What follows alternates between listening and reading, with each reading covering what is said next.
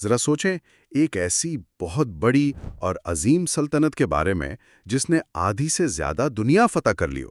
ہاں، جس کے پاس بے پناہ دولت ہو اور فوج اتنی بڑی ہو کہ زمین کانپتی ہو۔ بالکل، اور پھر بھی آج وہ سلطنت تاریخی کتابوں اور محض کچھ کھنڈرات تک محدود ہو کر رہ گئی ہو۔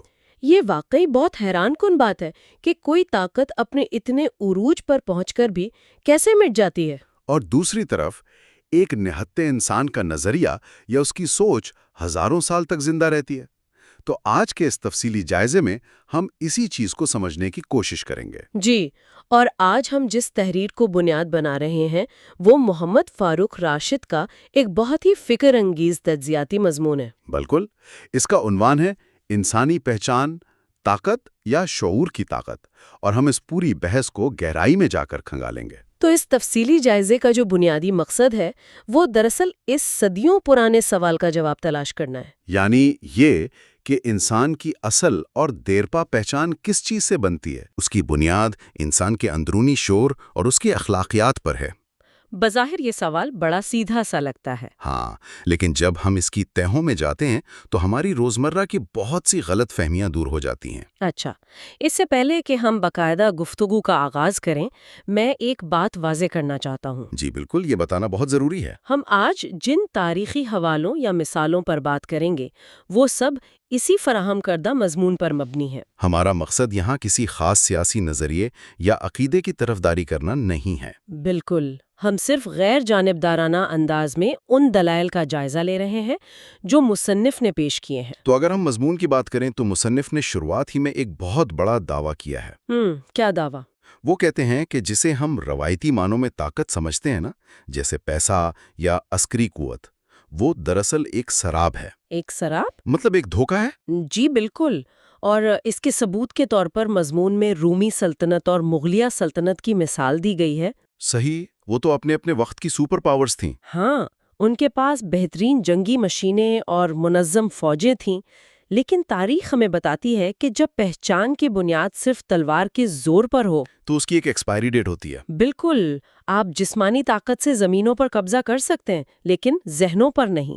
اور جیسے ہی وہ طاقتور کا خوف ختم ہوتا ہے تو وہ سلطنت اندرونی بغاوتوں کا شکار ہو جاتی ہے۔ ہاں، اور اخلاقی زوال کی وجہ سے وہ خود بخود ڈھہ جاتی ہے۔ دیکھیں، جسمانی طاقت تو ایک بہت ہی ہیوی اور تیز رفتار گاڑی کے انجن کی طرح ہے۔ بہت زبردست مثال ہے۔ مطلب وہ آپ کو بے بنا قوت دے گا، بہت تیزی سے آگے لے جائے گا، لیکن اگر اس گاڑی میں شعور کا سٹیئرنگ ویل ہی نہ ہو تو وہ انجن سیدھا کسی کھائی میں جا گرے گا۔ بالکل، اس کی کوئی سمت نہیں ہوگی، وہ خود کو بھی تباہ کرے گا اور ارد گرد والوں کو بھی۔ اور یہی وہ مقام ہے جہاں مادی طاقت اپنی اہمیت کھو دیتی ہے۔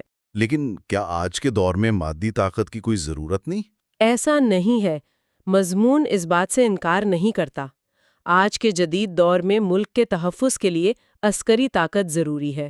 ظاہری بات ہے، آپ کمزور رہ کر سروائیو نہیں کر سکتے دنیا میں۔ ہاں، لیکن مسئلہ تب بنتا ہے جب ہم اس عارضی اور دفاعی طاقت کو ہی ابدی پہچان سمجھ لیتے ہیں۔ یعنی اگر اخلاقی اصول نہ ہوں تو یہی طاقت معاشرے کے لیے ناسور بن جاتی ہے۔ بالکل، اور پھر صرف ظلم کی داستانیں رہ جاتی ہیں۔ تو اگر اس مادی طاقت کی عمر اتنی چھوٹی ہے اور اس پر بھروسہ نہیں کیا جا سکتا، تو پھر دائمی چیز کیا ہے؟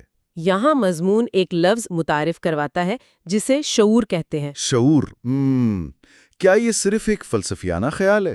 نہیں، مصنف نے اسے صرف فلسفہ نہیں رہنے دیا بلکہ اس کے 4 باقاعدہ ستون بیان کیے ہیں۔ اچھا، پہلا ستون کون سا ہے؟ پہلا ستون ہے عقل و فہم، یعنی یہ صلاحیت کہ انسان حق اور باطل کے درمیان فرق کر سکے۔ صحیح۔ اور اس کی وضاحت کے لیے غازی امام حسین کی عظیم قربانی کی مثال دی گئی ہے۔ ہاں، جب ہم اس واقعے کو دیکھتے ہیں تو وہ کوئی فوجی طاقت کا مظاہرہ تو نہیں تھا۔ بالکل نہیں، ان کے سامنے ایک بہت بڑی مادی طاقت تھی، لیکن ان کا کھڑا ہونا دراصل اعلیٰ انسانی اقدار کے لیے تھا۔ مطلب وہ جانتے تھے کہ جسمانی طور پر لشکر چھوٹا ہے، لیکن ان کا وہ شعوری فیصلہ آج بھی زندہ ہے اور مظلوموں کے لیے ایک طاقت بن چکا ہے۔ یہ شعور کی وہ فتح ہے جو کسی بھی مادی طاقت سے بڑی ہے۔ اچھا، شعور کا یہ پہلو تو تاریخ اور میدان جنگ کا ہو گیا۔ ہماری عام زندگی میں اس کا کیا اثر ہے؟ اس کے لیے مضمون میں دوسرے ستون کا ذکر ہے جو ہے اخلاقی شعور۔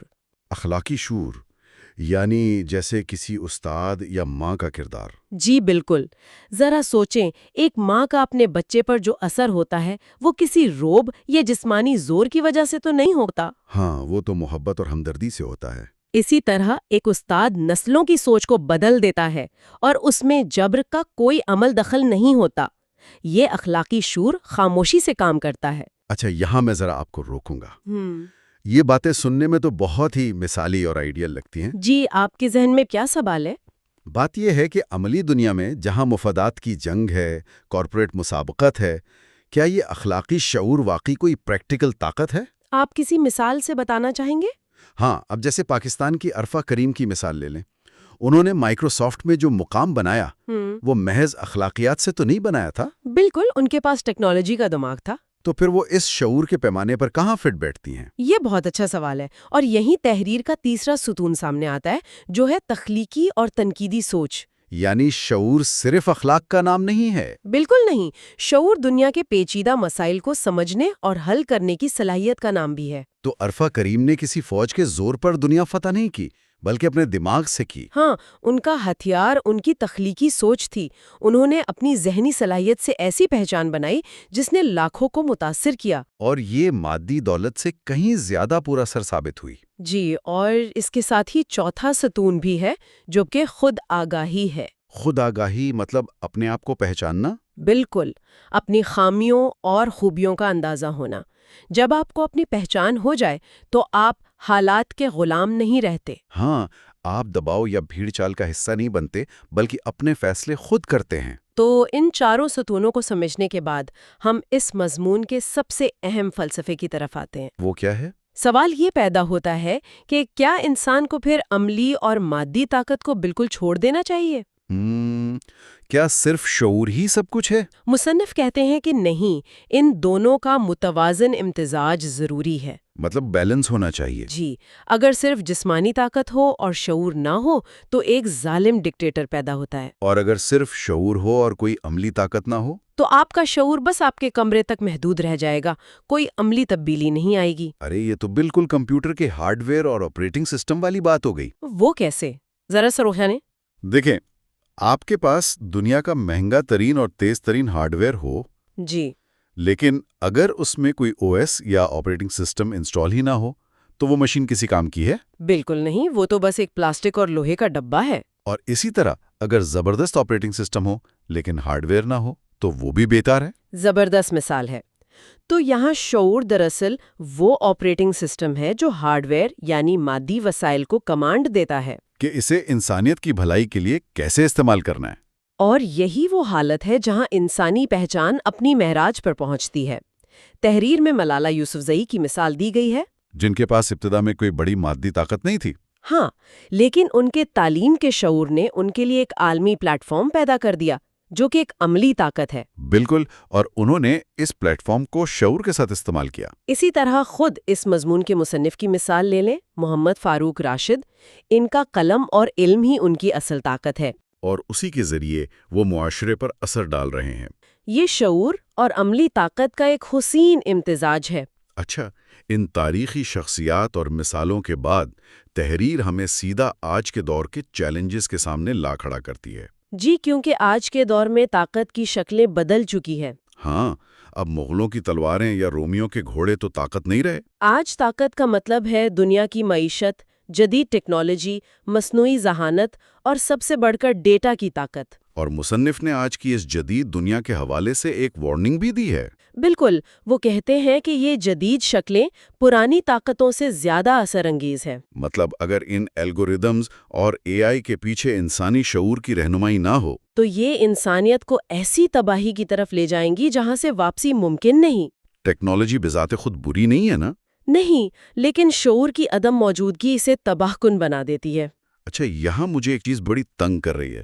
ایک بہت ہی بنیادی نوعیت کا سوال ابھرتا ہے میرے ذہن میں۔ جی، کیا سوال ہے؟ بتائیں۔ دیکھیے، آج کے دور میں اے آئی دنیا بھر کا ڈیٹا جمع کر رہی ہے۔ بالکل کر رہی ہے۔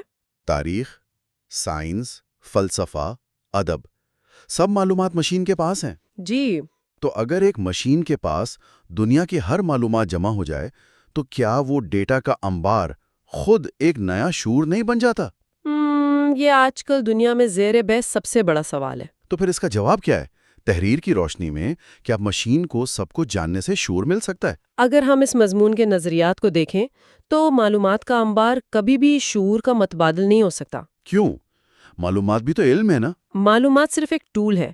مشین آپ کو کروڑوں ڈیٹا پوائنٹس کا تجزیہ کر کے یہ بتا دے گی کہ کون سا فیصلہ سب سے زیادہ مؤثر ہے۔ صحیح، وہ منافع بخش چیز بتا دے گی۔ لیکن مشین یہ فیصلہ نہیں کر سکتی کہ وہ عمل اخلاقی ہے یا منصفانہ ہے یا اس میں ہمدردی ہے۔ مطلب شعور کا تعلق صرف اعداد و شمار سے نہیں ہے؟ بالکل نہیں، شعور کا تعلق درد محسوس کرنے، قربانی دینے اور ذاتی مفاد سے اوپر اٹھنے سے ہے۔ تو اس اخلاقی رہنمائی کے بغیر اے آئی محض ایک اندھی طاقت ہے جو معلومات تو رکھتی ہے لیکن ان کا اصل انسانی مطلب نہیں سمجھتی۔ اس کا سیدھا سا مطلب یہ ہے کہ انسانی شعور کی جگہ کوئی سپر کمپیوٹر بھی نہیں لے سکتا۔ بالکل ایسا ہی ہے۔ لیکن اگر یہ شعور اتنی نایاب اور طاقتور چیز ہے تو ایک عام انسان اسے حاصل کیسے کرے؟ کیا یہ پیدائشی ہوتا ہے؟ ہاں، میرا یہی سوال تھا۔ کیا ہم اسے خرید سکتے ہیں یا یہ خود بخود آ جاتا ہے؟ مضمون اس معمے کو بھی حل کرتا ہے اور اسے پروان چڑھانے کے 5 طریقے بتاتا ہے۔ اچھا، پہلا طریقہ کیا ہے؟ مصنف نے زور دیا ہے کہ یہ ایک مسلسل اور ارادی عمل ہے۔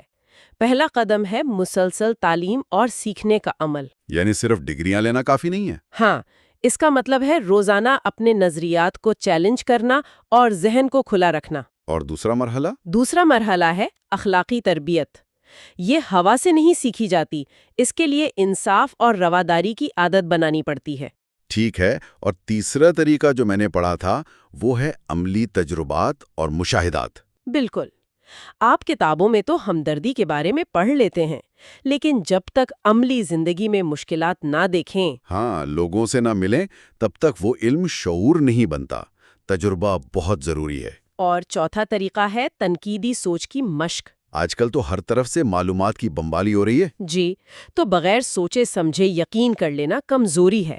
تنقیدی سوچ کا مطلب ہے سوال اٹھانے کی ہمت کرنا۔ اور پروپیگنڈے سے بچنا۔ اور پانچواں طریقہ کیا ہے؟ پانچواں اور آخری طریقہ ہے روحانی اور فکری تربیت۔ دن بھر کی بھاگ دوڑ کے بعد خود پر غور کرنا۔ یعنی تھوڑا وقت نکال کر مراقبہ کرنا یا اپنے اندر جھانکنا۔ ہاں، اس سے انسان کو اپنی نیتوں کا اندازہ ہوتا ہے۔ یہ پانچوں طریقے سن کر تو مجھے ایسا لگ رہا ہے جیسے شعور جسم کے کسی مسل یا پٹھے کی طرح ہے۔ بالکل ٹھیک کہا آپ نے۔ جیسے اگر ورزش نہ کریں تو پٹھے کمزور پڑ جاتے ہیں، ویسے ہی اگر روزانہ سیکھنے اور غور کرنے کی مشق نہ کریں تو شعور بھی سکڑنے لگتا ہے۔ یہ واقعی روزانہ کی ورزش ہے۔ تو اگر ہم اس پوری گفتگو اور اس تفصیلی جائزے کا نچوڑ نکالیں تو تاریخ گواہ ہے کہ طاقت کے پیمانے ہمیشہ بدلتے رہے ہیں، کبھی بازوؤں میں، کبھی تلواروں میں، اور آج مائکرو چپس میں۔ لیکن جو واحد چیز انسان کی مستقل اور مثبت پہچان بناتی ہے وہ ہے اس کا اندرونی شعور۔ اور اس شعور کی روشنی میں اپنی طاقت کا درست استعمال۔ جی، اور یہ صرف فلسفہ نہیں ہے بلکہ ہم سب کے لیے روزمرہ زندگی کا ایک عملی سبق ہے۔ بالکل، ہم اکثر کنفیوژن کا شکار رہتے ہیں دفتر کے فیصلوں میں یا رشتوں میں۔ لیکن جب ہمیں پتہ چل جائے کہ اصل طاقت عہدے یا بینک بیلنس میں نہیں بلکہ اخلاقی سوچ میں ہے، تو واقعی ایک بہت زبردست ذہنی سکون ملتا ہے اور ہم حالات کا مقابلہ بہتر طریقے سے کرتے ہیں۔ بالکل ایسا ہی ہے۔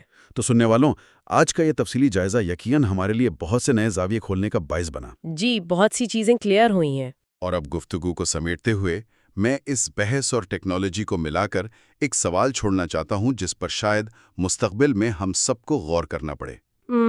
کیسا سوال؟ ہم نے دیکھا کہ شعور کی تشکیل تو مسلسل غور و فکر اور فیصلے خود کرنے میں ہے۔ جی بالکل۔ لیکن آج کل ہم کتنی تیزی سے اپنی یادداشت اسمارٹ فونز کو دے رہے ہیں، نیویگیشن ایپس راستہ طے کرتی ہیں، اور الگوریدمز بتاتے ہیں کہ کیا خریدنا ہے۔ یہاں تک کہ ہم اپنی تخلیقی سوچ اور لکھنے کا کام بھی اے آئی سے کروا رہے ہیں۔ یہ واقعی سوچنے کی بات ہے۔ تو اگر ہم اپنے سوچنے، فیصلہ کرنے اور تخیل کی تمام ذمہ داریاں مشینوں کو دیتے گئے تو کیا آنے والے وقتوں میں یہ انسانی شعور انسانوں سے ختم ہو کر ایک نایاب چیز نہیں بن جائے گا؟ بہت گہرا سوال ہے۔ اور اگر ہم نے سوچنا ہی چھوڑ دیا تو کیا مستقبل میں انسانی پہچان کا کوئی وجود باقی رہے گا یا ہمیں ایک نئے سرے سے اس پہچان کو ایجاد کرنا پڑے گا؟ یہ واقعی ایک لمحہ فکریہ ہے۔ تو اسی لمحہ فکریہ کے ساتھ ہم آج کے اس تفصیلی جائزے کو یہی مکمل کرتے ہیں۔ سوچتے رہیے، سوال اٹھاتے رہیے اور اپنے شعور کی طاقت کو بیدار رکھیے۔ اگلی بار تک کے لیے اجازت دیجیے۔